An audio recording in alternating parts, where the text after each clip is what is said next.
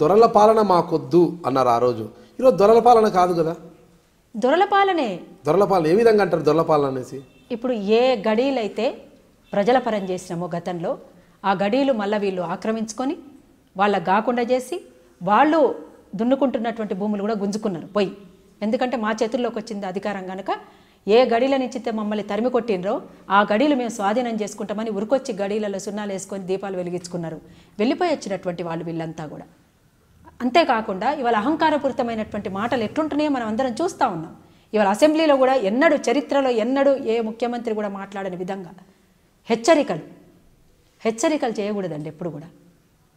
ఆ స్థాయికి ఆ హోదాకి తగ్గట్టుగా ఎవరైనా ప్రవర్తించాలి.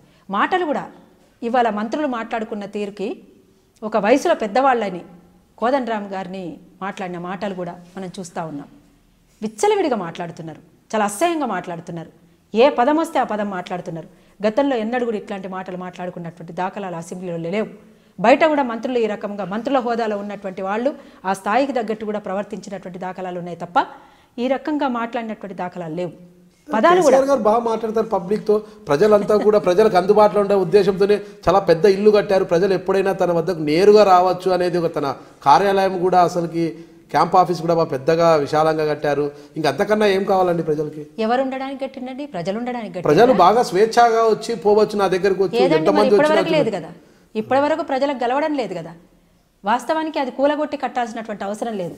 వచ్చిన ప్రభుత్వం వల్ల దాన్ని కూలగొట్టుడు కట్టించుడు చేసుకుంటా పోయి ప్రజల ధనాన్ని వృధా చేయడం తప్ప కోట్లాది రూపాయలు అవి. మొత్తం దాదాపు ఎంత లేదన్నా 45-46 కోట్లను చూపిస్తుండ్రు కానీ 80-90 కోట్లైనాయి అట దానికి.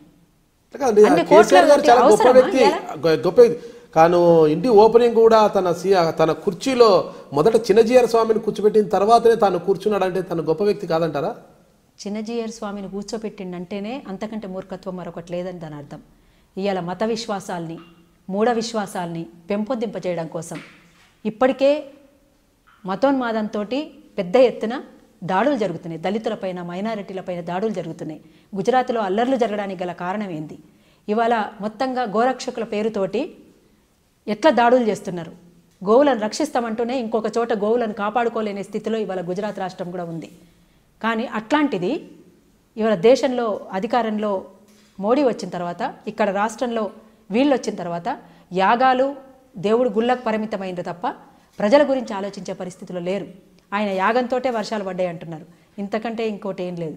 చిన్నజీయ స్వామిని ఆ కుర్చీలో కూర్చోబెట్టడం అంటేనే అంతకంటే మూర్ఖత్వం మరొకటి లేదు. ఎట్లా కూర్చోబెడతారు చెప్పండి? కూర్చోబెట్టకూడదు. అది సరైన విధానం కాదు. అంటే దీన్ని బట్టే చెప్తున్నాం. మీకేమైనా నిజంగా మనసులో ఉంటే నీ ఇంట్లోకి తీసుకుపోయి నీ ఇంట్లో కుర్చీలో కూర్చోబెట్టుకోండి. అంతేగాని ఒక ముఖ్యమంత్రి స్థాయిలో ఉండి ముఖ్యమంత్రి కుర్చీలో ఒక చిన్నజీయ స్వామిని ఎట్లా కూర్చోబెడతారు? అంటే వీళ్ళకు ఉన్నటువంటి వాటిని అట్లాంటి వాళ్ళని అడ్డం పెట్టుకొని చేసేటువంటి పనులకు ఉపయోగించుకోవడానికి తప్ప మరొకటి కాదు.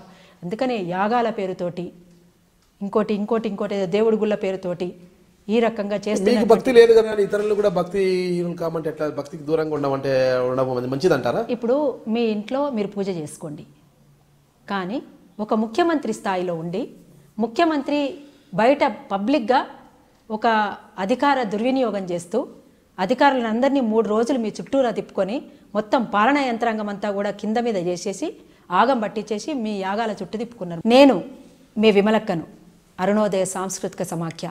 మీరు చూస్తున్నారు ఐ డ్రీమ్ న్యూస్.